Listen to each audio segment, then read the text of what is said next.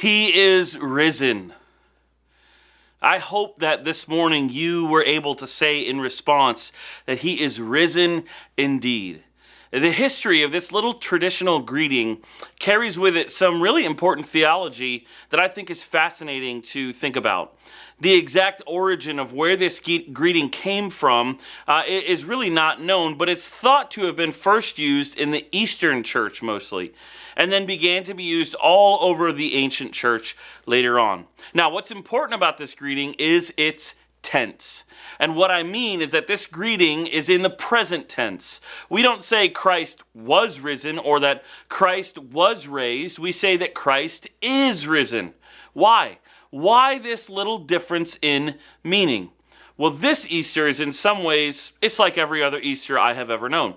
The sun came up, the springtime weather was with us, but in many, many other ways, this Easter is like no other Easter I've ever experienced before. First, we're not together as a church family. And of course, secondly, we know that a global pandemic is playing out all over our world on this day when we want, and I would argue when we need so badly to celebrate some hope. So this is why this little greeting becomes so important. On a day like today, when there are countless people who are looking for hope, who are grieving maybe the loss of someone who perhaps they weren't even able to be with in those last moments, we need to remember not that Christ was raised at some point in the distant past, but as the phrase goes, that Christ is risen. He is risen indeed. Resurrection is not a one-time event, but it's a reality to live into that will be culminated one day at the final resurrection of the dead, of which the Bible tells us Jesus is the first fruits. This is what I want to walk us through today from the text of John chapter 11. But before we get to that portion of our time together today, I want to just invite you into a moment to prepare our hearts and our minds for what God would have for us today.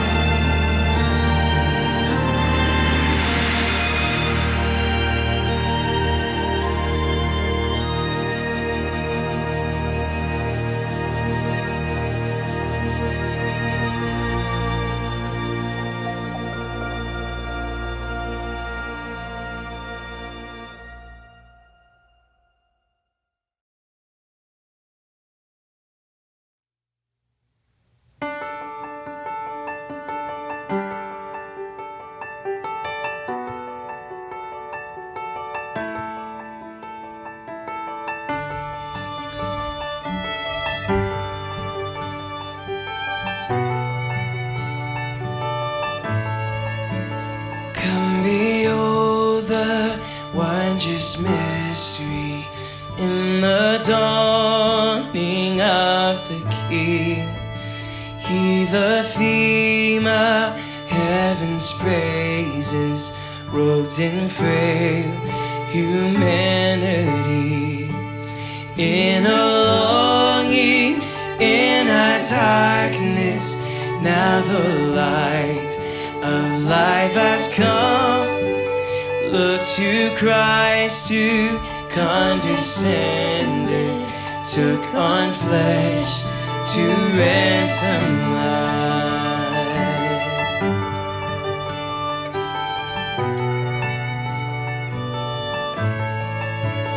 Come behold the wondrous mystery, He the perfect Son of Man.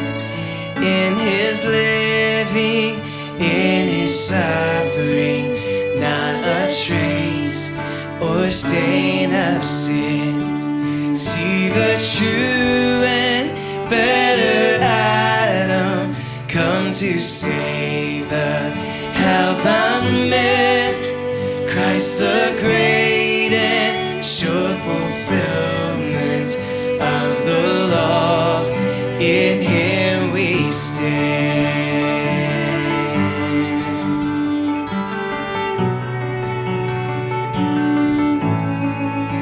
And come behold the wondrous mystery, Christ the Lord upon the tree. In the stead of ruined sinners hangs the Lamb in victory.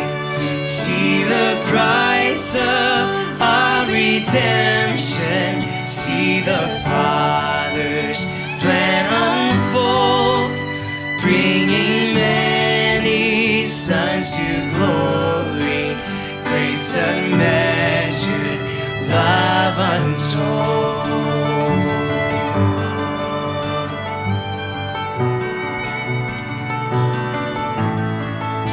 And come behold the wondrous mystery, slain by death, the God of life. But no grave could e'er restrain Him. Praise the Lord, He is alive. And what a foretaste of deliverance, how unwavering our hope. Christ in power, resurrected, as we will be when He comes. So lift your eyes, lift up your voices, celebrate the coming King. He will split the skies in power, yes, He reigns victoriously. Lift your eyes, lift up your voices, celebrate the coming King. He will split the skies in power, yes, He reigns victoriously.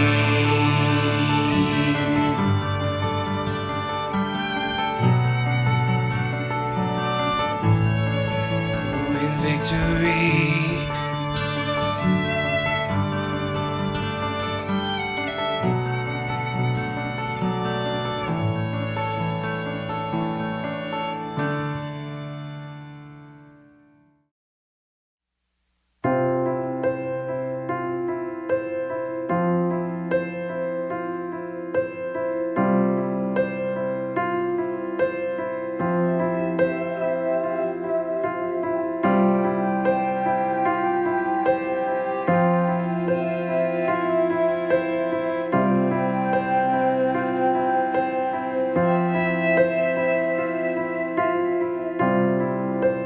One day when heaven was filled with His praises, one day when sin was as black as could be, Jesus came forth to be born of a virgin, dwelt among men, my example is He.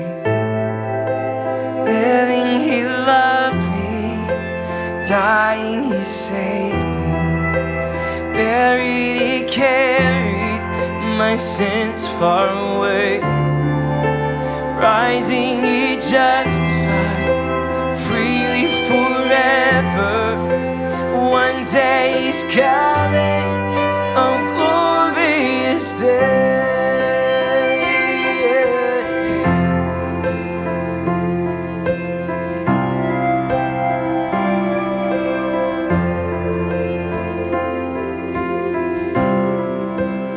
One day they led him on Calvary's mountain. One day they nailed him to die on the tree. Suffering anguish, despised and rejected, bearing our sins, my Redeemer is He. One day the grave could conceal Him no longer. One day the stone rolled away from the door. Then He arose, death He had conquered, now is ascended, my Lord evermore. Living He loved me, dying He saved me. Buried He carried my sins far away. Rising He justified freely forever. One day He's coming, oh glorious day. Oh glorious day. Oh glorious day. Oh glorious day.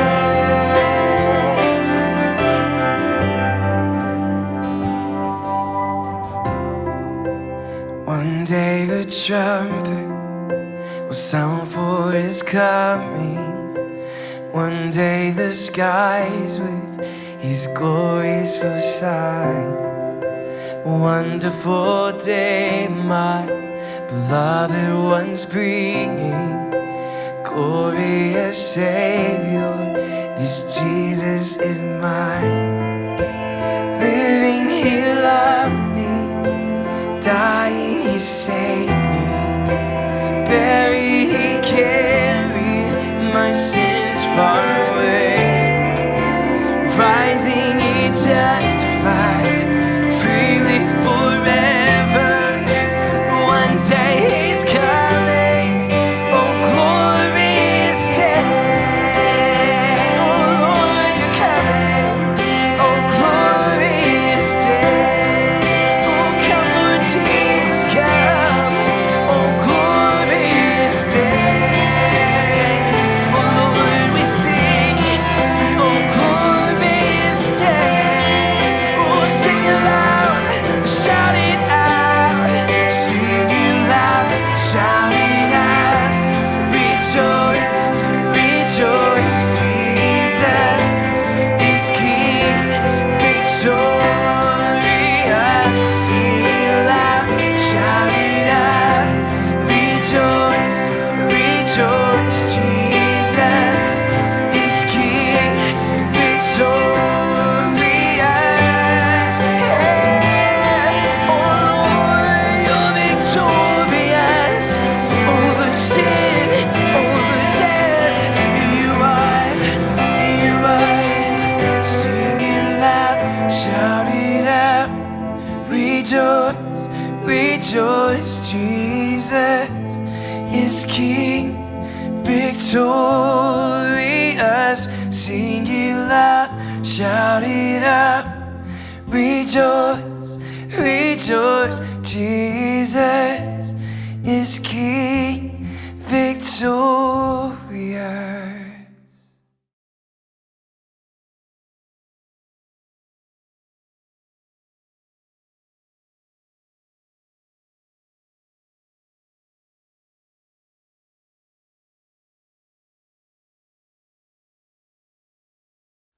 Easter is one of those times of the year when we have all kinds of extra nostalgia and expectations of what normal is. But if 2020 has taught us anything, it's that what has been normal won't be anymore, and that we need some hope. So this morning, what I want to do is actually jump backward in the Gospel of John, and I want to focus not necessarily on the story of the resurrection, but on the person of the resurrection. And the reason I want to do that is because I know that right now all of us are dealing with loss at one degree or another. It may be just the loss that really all of us are kind of facing, which is just that loss of normal. We all had plans and expectations that just did not happen this year. I know that I had about a week period recently where all the plans that I thought were going to be simply delayed ended up being canceled altogether. Some of you watching this may have far more serious and devastating interruptions that have happened over the last few months. And all of us are bringing those past realities into this Easter morning. Well, we have a similar scene in the Gospel of John, which took place in the life of Jesus before he was crucified for the sin of the world, which I think helps us to come face to face with the reality that the resurrection of Jesus is not simply a story that we remember each year that happened in the past, but it's a present and a future reality. So if you have a Bible nearby, go ahead and open it on up to John chapter 11. And while you're getting there, let me just catch you up on what's going on in the story. So what's been happening up to this point in John is that two sisters who know and love Jesus have just lost their brother who also loved Jesus, and who we know Jesus loved him as well. They were dear friends. So this brother named Lazarus is sick. And so at this point in John, the sisters send a message to Jesus that he's sick, like deathly sick. And Jesus gives an answer that seems somewhat strange, if not harsh. Jesus, upon hearing that his friend is sick to the point of death, says, "This illness doesn't lead to death. It's for the glory of God, so that the Son of God may be glorified through it." Then Jesus stays where he's at instead of going to see Lazarus, and Lazarus ends up dying.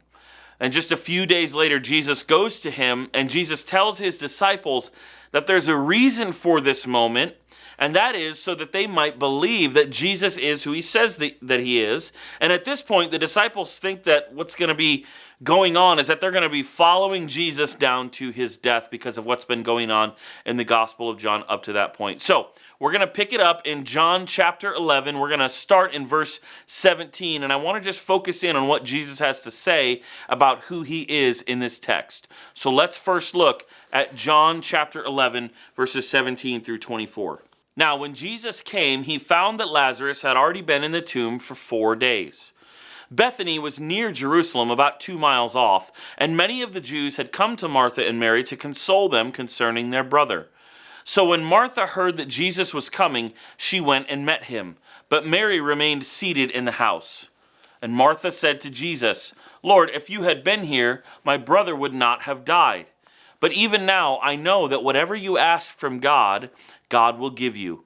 And Jesus said to her, "Your brother will rise again." Martha said to him, "I know that he will rise again in the resurrection on the last day."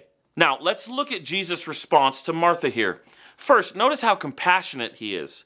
He can sympathize with her sadness and with your sadness and with your disorientation and loss. I want you to notice he doesn't correct Martha.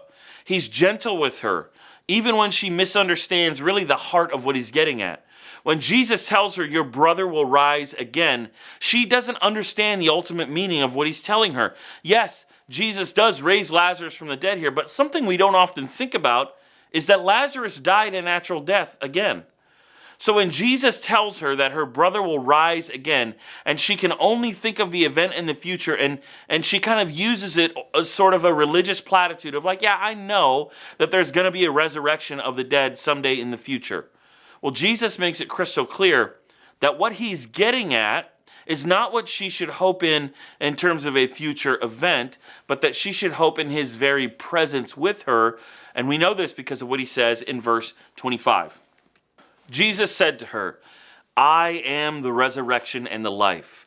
Whoever believes in me, though he may die, yet shall he live. And everyone who lives and believes in me shall never die. Do you believe this?" You see what Jesus is saying here. He isn't denying that death is part of our human experience. What we know from the Easter story is that Jesus knew very well that death was part of our experience as humans living in a fallen world. Jesus isn't promising an escape.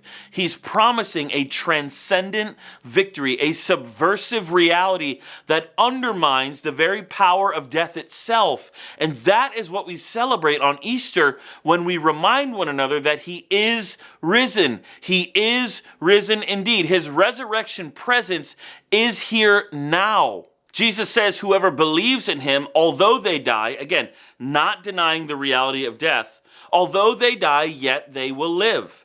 So resurrection has the final word over death. Whoever believes and lives in him. Now, what does this section mean? What does this part mean? What does it mean to believe and live in Jesus? Well, simply put, it means that we understand that our very life is found in the presence of Jesus, not as an idea, but as a person. This is what I think Jesus wants to say to each of you watching this Easter morning. He wants us to shift our focus off of the simple remembrance of a religious holiday or the religious platitudes of knowing the right answers to speak to him in the midst of our prayers. And Jesus is coming to us this morning with this radical, bold, world-shaking statement. He's coming to us, entering into our current situation, whatever it is, and he is speaking this reality to us. I am the resurrection and the life. So yes, of course, we remember the story that early on that first Easter morning, they went to the tomb and it was empty. We remember how that first Easter changed the course of human history forever. But the reason we remember it is ultimately so that we would believe in and entrust ourselves to the one who is the resurrection. For those of you watching this who, like Martha here, have trusted in Jesus, then for you, I hope that this resurrection day, this Easter Sunday, I hope that you'll be reminded of the hope that you have in knowing Jesus, who is our resurrection and our life. I hope that you'll be reminded that no matter what comes in this life, we know that what we celebrate today in remembering that first Easter is the reality that the resurrection of the dead is a present reality that is with us. We don't have anything to fear, and shame has no hold on us because Christ is risen from the dead, and he is our resurrection, and he is our life. But I'm also guessing that there may be some of you watching this who would love to know what it's like to not have to fear death and to know the resurrection power of Jesus in your own life. If that's you this Easter morning, then I want you to know that it's as simple as what it looked like for Martha in our story today. Jesus stands at the door of your heart and he says to you, if you trust in me, the resurrection, if you trust in me, although you die, yet you will live. And he is asking you this morning, do you believe this? The reality is that all that is required of you to know this resurrection life that removes the fear of death forever is for you to say yes to Jesus, just as Martha did. So if that's you, I want to invite you to respond by just sending a simple text. So if you want to trust in Jesus today, then grab your phone and just send a text to the number you see on your screen right now. And I would love to just answer any questions you may have or to help you take your first steps in this new resurrection life with Jesus. Any day is a good day to come to Jesus, but there is something about this day when we remember the resurrection, Easter Sunday, that makes coming to Jesus just a little bit sweeter. And so if that's you, I hope you'll respond. Let me pray. Father, thank you for giving us this day when we can remember what Christ has done for us in being raised from the dead, and we can remember the reality that he is now our resurrection and our life. I pray that this reality would be infused into all of our lives who are watching this now, and that if there are any of us who don't yet know that resurrection power in our life, that they would be bold to take that first step, even something as simple as just sending a quick text message. And I pray for those of us who have trusted in your Son that we would be reminded that we have nothing to fear because Jesus is our resurrection and our life. Amen. May Jesus, our resurrection and life, strengthen you in hope, enrich you with his love, and fill you with joy in him.